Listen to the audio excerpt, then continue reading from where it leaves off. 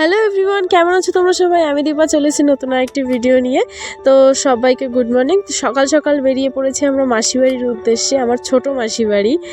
তো ছোট মাসিবাড়ি যাচ্ছি 7 বছর পরে। গেছিলাম অনেক ছোট থাকতে, আর আজকে বিয়ে হয়ে একেবারে যাচ্ছি। তো গোবরডাঙ্গা থেকে ট্রেন ছেড়ে দিয়েছে, আর শিয়ালদাও আমরা পৌঁছে গেলাম। তো তারপরে শিয়ালদা স্টেশনে নেমে আমরা চলে গেছিলাম বাসের উদ্দেশ্যে।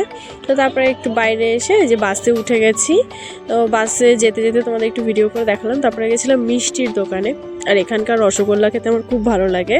তো তারপরে অটোয় উঠে গেছি, আর ফাইনালি আমরা চলে আসলাম মাসির বাড়িতে। খুব খুব খুশি লাগছে, খুব আনন্দ নিয়ে এসেছি মাসির বাড়িতে, যদিও দুদিনের জন্য এসেছি। তো তারপরে সবাই মিলে একটু আড্ডা টাড্ডা দিচ্ছিলাম, বহু বছর পরে এসেছি, খুব ভালো লাগছিল আর কি। তো তারপরে এই যে আমার বোন আমি দিদি মিলে একটু আড্ডা দিচ্ছিলাম। তারপরে আমরা বিকেলবেলা একটু ঘুরতে বেরিয়েছি, যেহেতু দুদিন হাতে টাইম, তো সব জায়গা ঘুরে টুরে তারপরে আর কি বাড়ি যাব, এরকম একটা সিদ্ধান্ত। তো এখানে শশা লাগিয়েছিল, এই গাছটা আমি প্রথম দেখলাম, আর এই যে পেঁয়াজ গাছ, এই দুটো গাছ আমি প্রথম দেখেছি। আর সব কিছু মোটামুটি চাষ করতে দেখেছি।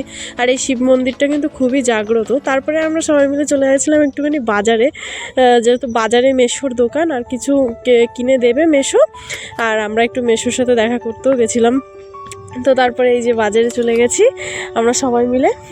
বাজারে গিয়ে যে আমার মেশোর দোকান, মেশো কাজ করছিল। তারপরে এই কাঠের ব্রিজটা দিয়ে ওপারে গেলাম। মেশোর দোকানের পাশে হচ্ছে খাল, সেই খালটা পার করতে হয়। এখানে একটা ছোট বাজার ছিল, এখানে একটা গিফট কেনার ছিল।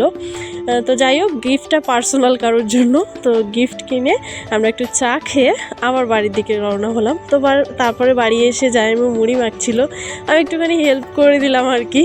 তো তারপরে মুড়ি টুড়ি খেয়ে মাসি এখানে রুটি করছে। তো আজকের মতো এইটুকুই, সবাইকে টাটা, সবাই ভালো থাকবে।